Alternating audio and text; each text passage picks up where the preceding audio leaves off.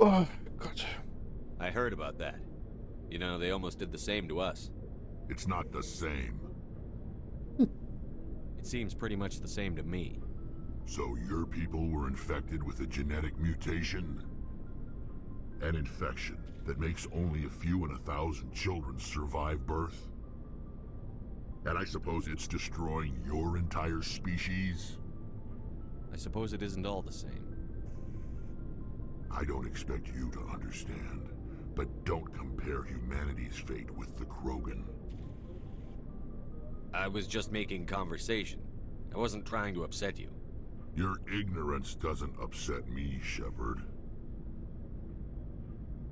As for the Krogan, I gave up on them long ago. The genophage infected us, but it's not what's killing us. Are your people really dying? We're sure not getting any stronger. We're too spread out. None of us are interested in staying in our own system. Lots of species have left their homes and prospered. But they go to colonize new worlds. We're not settlers. We're warriors. We want to fight. So we leave. Hire ourselves out. And most of us never go back.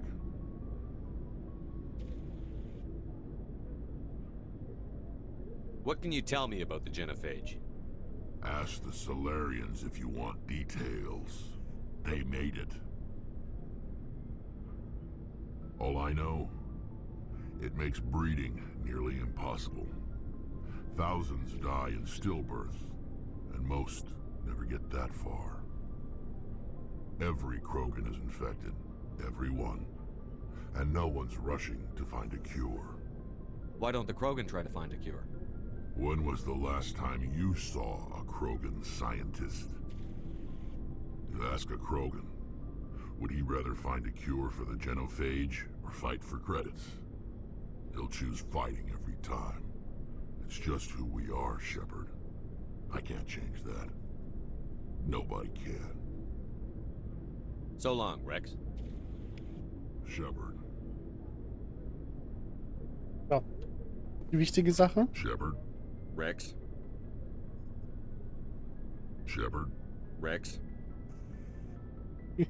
Shepard. So, okay. Rex. Gibt auch nichts Neues. Genau, hier kann man die Leute dann ausrüsten. Commander? What's your opinion on the last mission? Kinda wish you'd got there sooner, Commander. No offense, I appreciate the rescue. I just wish... You wish we'd been able to save the rest of your unit? Yes, sir. If I had been more alert, we wouldn't have been cut down by an ambush. The Geth are perfect ambushers. They don't move, they don't make noise, they don't even breathe. Sir, they have flashlight heads. I'll make sure it doesn't happen again. Do you have a few minutes to talk one-on-one? I'm sorry, Commander. I need to get my duties squared away. I wouldn't mind talking more later, though. Dismissed, Chief. Sir. Sir. Thanks for bringing me on board, Commander. I knew working with the Spectre would be better than life at CSEC. Have you worked with a Spectre before? Well, no, but I know what they're like.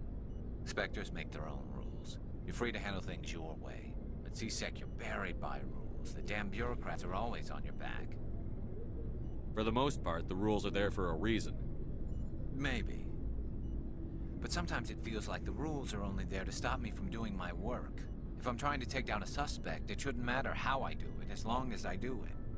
But CSEC wants it done their way. Protocol and procedure come first. That's why I left. So you just quit because you didn't like the way they do things?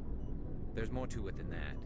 It didn't start out bad, but as I rose in ranks, I got saddled with more and more red tape. CSEC's handling of Saren was typical. I just couldn't take it anymore. I hate leaving. I hope you made the right choice. I'd hate for you to regret it later.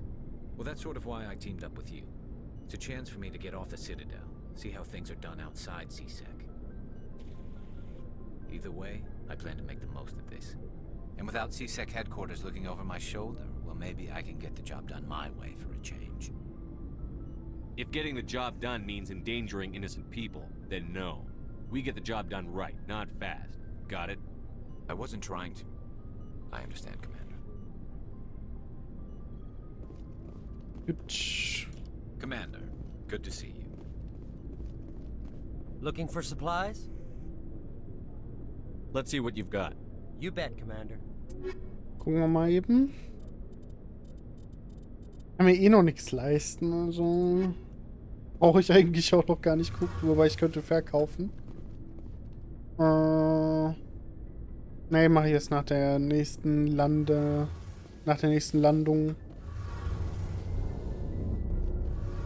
So, Adams. Hey, Commander, you know that Quarian, Tally? She's been spending all her time down here asking me about our engines. I'll tell her to leave you alone. What? No, she's amazing. I wish my guys were half as smart as she is. Give her a month on board and she'll know more about our engines than I do. She's got a real knack for technology, that one. I can see why you wanted her to come along. I figured she'd be a real asset to the team. You got an eye for Tally, Commander, but I'm guessing that's not why you came down here. Fill me in on the IES stealth systems. How does it work exactly?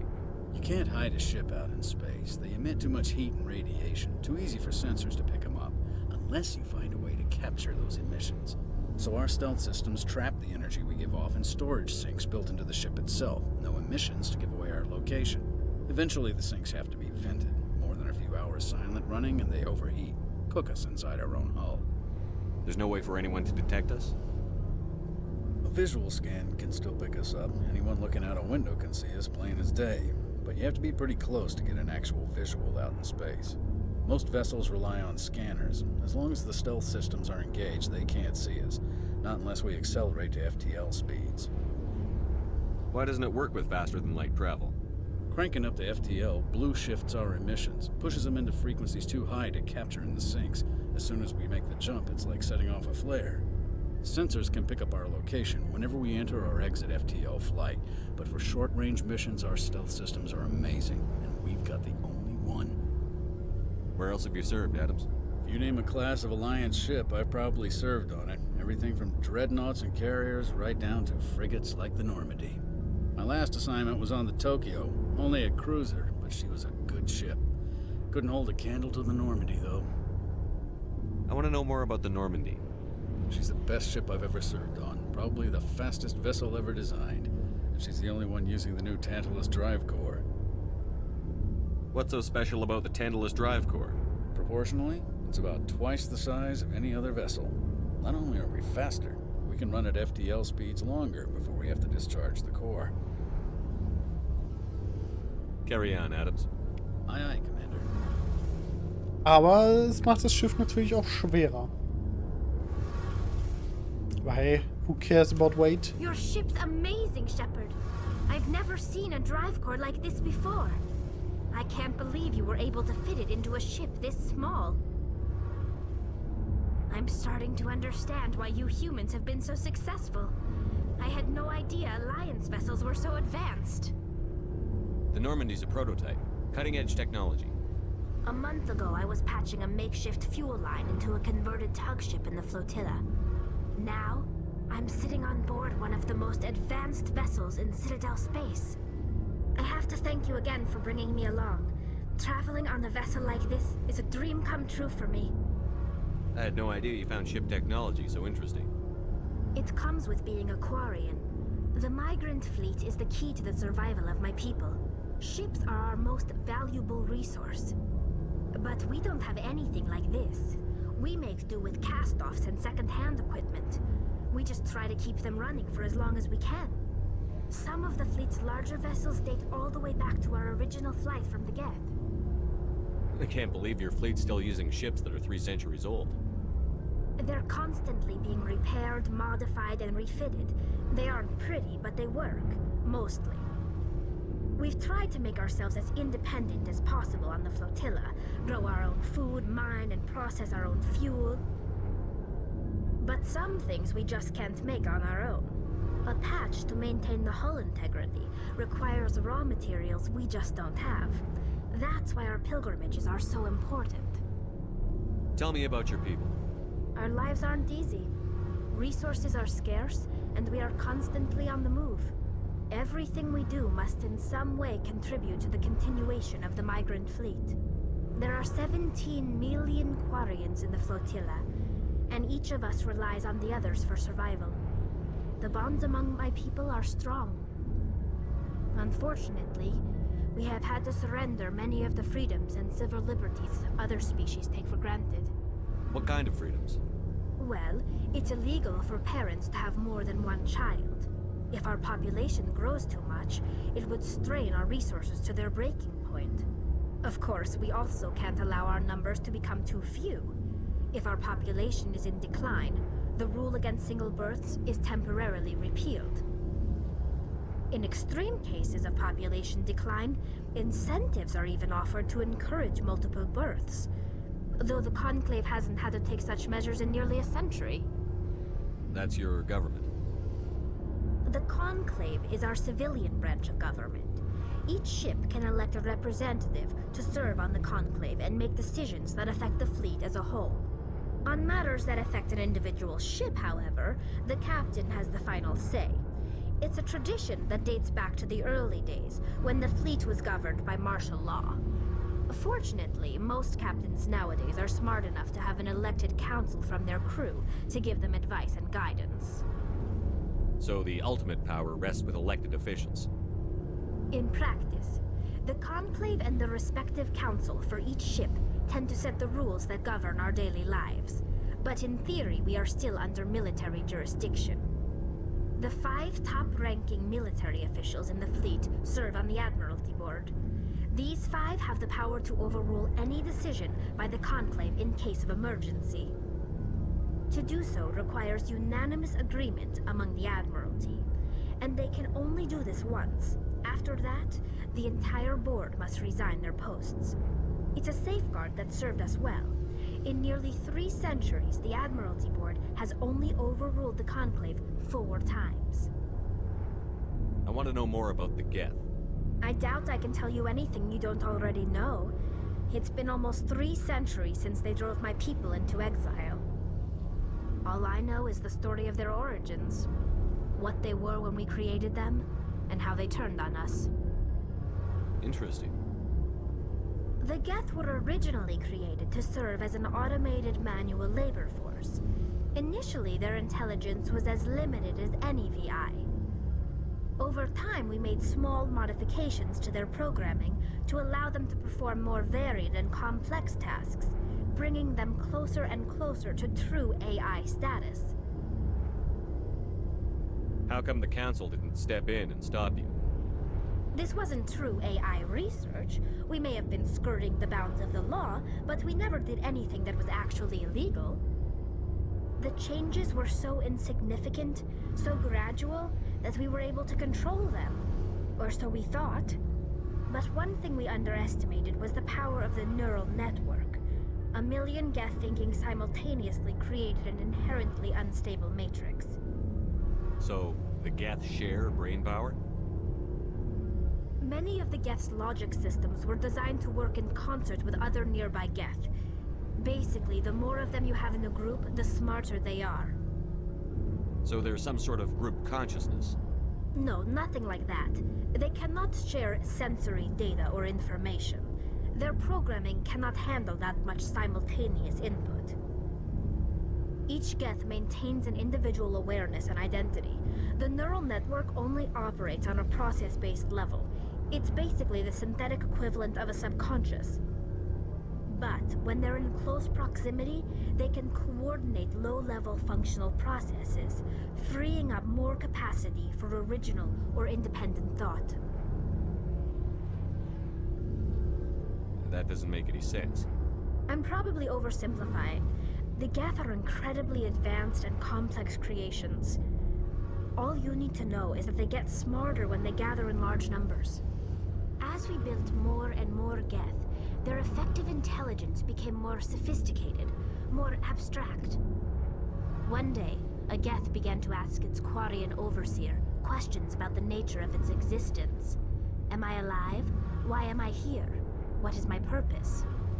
As you can imagine, This caused a near panic among my people. I don't see what's so bad about those questions. The Geth were created to engage in mundane, repetitive, or dangerous manual labor. That's fine for machines, but it won't satisfy a sentient being for long. The Geth were showing signs of rudimentary self-awareness and independent thought. If the Geth were intelligent, then we were essentially using them as slaves. It was inevitable the newly sentient Geth would rebel against their situation. We knew they would rise up against us, so we acted first. A general order went out across all Quarian-controlled systems to permanently deactivate all Geth. The Geth responded to this order violently. You can't blame them for fighting for their survival. We had no other choice. The Geth were already on the verge of revolution. By acting quickly, we had a chance to end the war before it began. The hope was that most of the Geth would still be little more than machines, incapable of organized resistance. But they had progressed much further than anyone anticipated. The war was long and bloody. Millions upon millions of Quarians died at their hands. In the end, we were forced to flee our own homeworld. We feared the Geth would pursue us, but they never came beyond the Veil. Now we drift through space, exile searching for a way to reclaim what was once ours. It's hard to feel sorry for you. Your ancestors tried to wipe out another species. We made a mistake when we created the Geth in the first place, but we did not make a mistake when we went to war against them. If we had not acted, they would have wiped us out. They're a synthetic life form. They have no use for organics. None. Why do you think they cut themselves off from the rest of the galaxy? Why do you think they've killed every organic being who's ever tried to contact them?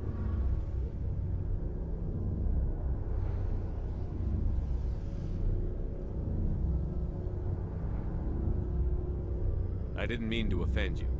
I'm sorry. I didn't mean to get so worked up. Most Quarians tend to have pretty strong opinions about the Geth.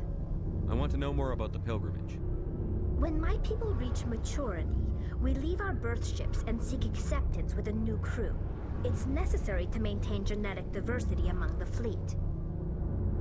But no ship wants to accept someone who will be a burden on them. So, to prove our worth, we embark on a pilgrimage. We set out alone, leaving the flotilla and our families behind us. We only return once we have found something of value we can bring back to the fleet. This is presented as a gift to the captain of the respective ship we wish to join. If the gift is accepted, we are welcomed into the crew. Can a captain choose to reject the gift? That doesn't happen often. Most captains are eager to increase the size of their crew.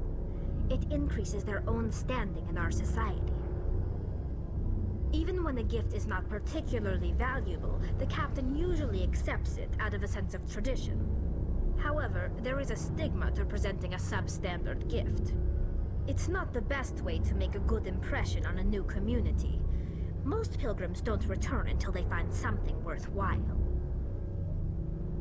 I can't believe they just send you off alone. It's not like they just cast us out. Before we leave, we are given lessons in how to survive outside the flotilla, and given gifts to help us on our journey.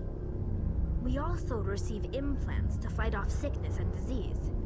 Generations of living in an isolated and highly controlled environment have left our immune systems weaker than most. By the time we leave the fleet, we are well equipped for the pilgrimage. This is a rite of passage for all Quarians. If it were dangerous, our numbers would suffer.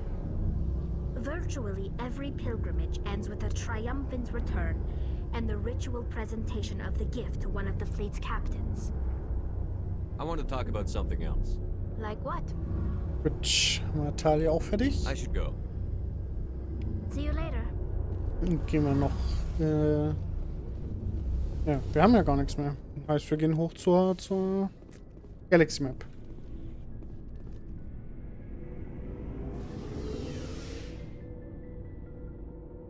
So. Diese Fahrstuhlfahrt, die macht mich immer noch fertig. Weil sie haben jede Fahrstuhlfahrt unglaublich schnell gemacht, aber die haben sie einfach genauso gelassen wie früher. Das finde ich einerseits extrem witzig, andererseits extrem fragwürdig. So.